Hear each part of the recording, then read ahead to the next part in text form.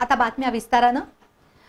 कोल्हापूर लोकसभा मतदारसंघातील उमेदवारीच्या चर्चेला आता पूर्ण विराम देऊन पक्ष देईल त्या उमेदवाराच्या विजयासाठी प्रयत्नांची पराकाष्ठा करावी असं आवाहन आमदार हसन मुश्रीफ यांनी आज केलं। कार्यकर्त्यांच्या मेळाव्यामध्ये ते बोलत होते।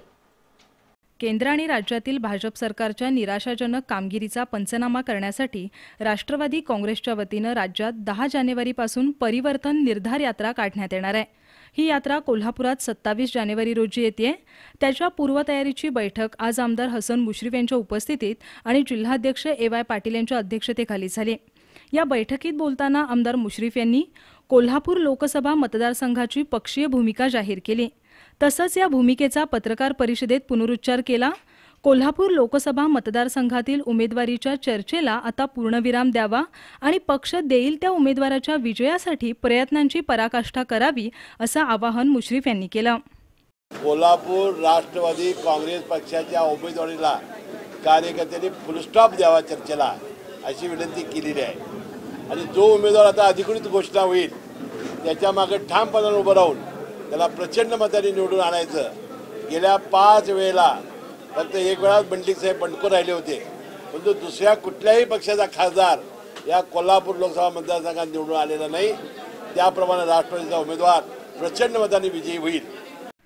5 आणि 6 जानेवारी रोजी मुंबईत झालेल्या बैठकीत कोल्हापूर लोकसभा मतदारसंघातील उमेदवारी संबंधी वेगळ्या पद्धतीनं बातम्या आल्या, पण आता सर्व मतभेद गैरसमज दूर झालेत आणि पक्ष देईल त्या उमेदवाराच्या विजयासाठी प्रामाणिकपणे सर्वजण प्रयत्न करतील असं आमदार मुश्रीफ यांनी स्पष्ट केलं।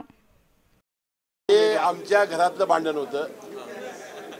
घरामध्ये बसून शेवटी भावाभावामध्ये सुद्धा मतभेद असतात, भांडायला लागत असतं आणि म्हणून आम्ही एकत्र बसून काही आमचे मतभेद होते, चर्चा होत्या, एकमेकाची उकाळी पाकाळी झाली, परंतु ते दाराच्या बंद आड आता आम्ही बाहेर आल्यानंतर आमचं पांडवाच्या सारखं आहे। पांडव आम्ही एक असतो, कौरव आणि पांडव 105, शत्रू आला की 105 विरुद्ध सगळी असं असतं, त्यामुळे आम्ही सगळी एक आहोत।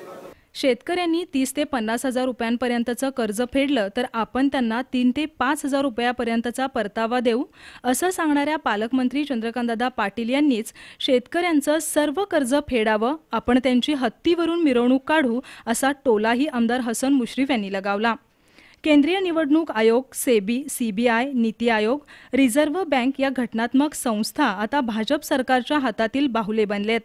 3 राज्यातील पराभवामुळे भाजप चांगलाच हडबडून गेलाय। आता काही आपण पुन्हा सत्तेवर येणार नाही याची खात्री पटल्यामुळे हा पक्ष आता चुनावी जुमले करतोय अशी टीकाही मुश्रीफ यांनी केली। आता सवर्ण समाजासाठी जाहीर केलेली 10% आरक्षणाची घोषणाही फसवी आहे। केंद्राचा हा निर्णय कायद्याच्या कसोटीवर टिकणं अशक्य आहे असंही मुश्रीफ यांनी नमूद केलं।